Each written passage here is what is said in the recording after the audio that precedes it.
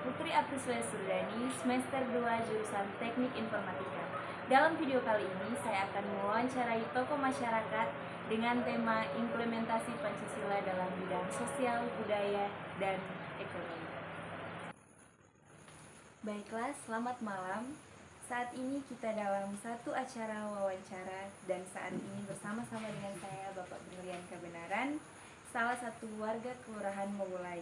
Beliau juga seorang pelayan di Gereja Masehi Injili Kepulauan Lombok, Jemaat Sulafide Mowulai. Namun sebelum itu, saya akan memperkenalkan diri secara singkat. Nama saya Putri Aprislia Surdani, semester 2, mahasiswa Sekolah Tinggi Manajemen Informatika di Kota Petamburan. Dan langsung saja kita masuk dalam sesi pertanyaannya. Jelaskan menurut pendapat Bapak, apakah dalam batang tubuh UUD 1945 masih ada yang kurang sebagai perwujudan dan pelaksanaan Pancasila? Kalau menurut saya untuk batang tubuh undang-undang, tubuh undang-undang, menurut saya mungkin sudah pas. Hanya saja mungkin perwujudannya atau implementasi dari undang-undang atau aturan tersebut itu harus lebih tegas, harus lebih benar, lebih jelas. Karena percuma sudah ada aturan tapi aturan itu tidak ada implementasi yang benar dan baik, seperti itu. Contoh misalnya beberapa waktu yang lalu ada misalnya satu agama yang mau beribadah tapi ada beberapa agama yang dikatakan mayoritas tidak mengizinkan untuk beribadah. Di sini kan bisa dilihat bahwa tidak ada keadilan, padahal kita sebagai bangsa Indonesia itu kita mempunyai hak, ya, apalagi di undang-undang juga diaturkan tentang agama seperti itu, bagaimana kita beribadah. Yang penting kan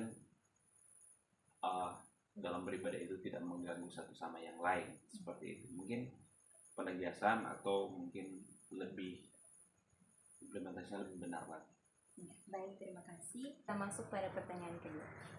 Jelaskan pendapat Bapak terkait kebijakan pemerintah di bidang sosial, khususnya masalah penanganan COVID-19 yang terkait dengan masalah sosial. Apakah berdampak pada masyarakat yang kurang mampu di bidang ekonomi atau keperluan pokok mereka sehari-hari? Bagaimana menurut pendapat Bapak? Ya, kalau menurut saya untuk kebijakan-kebijakan yang dibuat pemerintah bagian sosial terkait dengan COVID-19 tentunya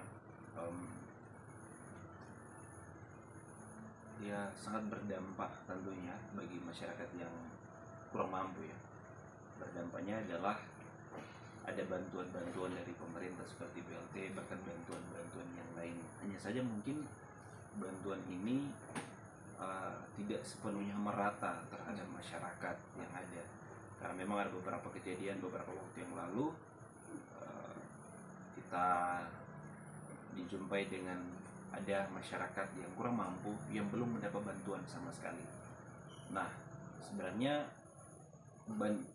kebijakan yang dibuat pemerintah sudah baik, hanya saja distribusi bantuan-bantuan itu yang tidak kurang baik. Mungkin ada oknum-oknum yang secara sengaja mengambil keuntungan dari kebijakan yang dibuat pemerintah atau bantuan-bantuan yang diberikan pemerintah terkait COVID-19 yang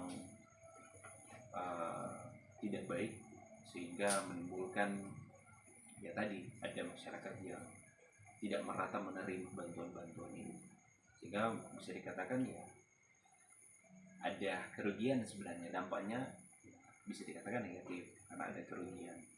Kebijakannya mungkin sudah bagus tapi ada oknum-oknum di dalamnya yang tidak bagus. Kita masuk pada pertanyaan terakhir. Bagaimana tanggapan Bapak jika di suatu wilayah di Indonesia yang mayoritas penduduknya menganut sebuah agama tertentu, apakah lantas peraturan di wilayah tersebut harus mengikuti agama tersebut? Bagaimana menurut Bapak? Sebenarnya kalau menurut saya tidak apa-apa mengikuti aturan dalam satu wilayah dengan agama tertentu. Yang penting aturannya tidak mengikat bagi agama-agama yang lain, sehingga ini juga tidak menimbulkan satu perselisihan atau satu pertentangan di dalam uh, bermasyarakat. Karena kalau misalnya satu agama yang dikatakanlah mayoritas terus membuat aturan yang dimana aturan itu mengikat, dan yang agama minoritas harus melakukan aturan-aturan itu atau harus mengikuti, ini akan bertolak belakang dengan agama minoritas yang apa yang mereka anut tentunya. Tapi kita kenal Indonesia ini dengan moto Bhinneka Tunggal Ika kan, jadi perbedaan adalah satu, ya. Berbeda-beda tapi satu. Jadi satu perbedaan, memang kita banyak budaya, banyak suku, banyak agama. Nah, banyaknya perbedaan di antara kita ini biar ini akan menjadi satu kesatuan bagi kita untuk membangun bangsa ini yang semakin baik lagi, terlebih khusus di bagian keagamaan. Terima kasih banyak Bapak atas partisipasinya serta sudah mau meluangkan waktu untuk diwawancara. Sekian dan terima kasih. Hat down, cross town, living like a rock star, spend a lot of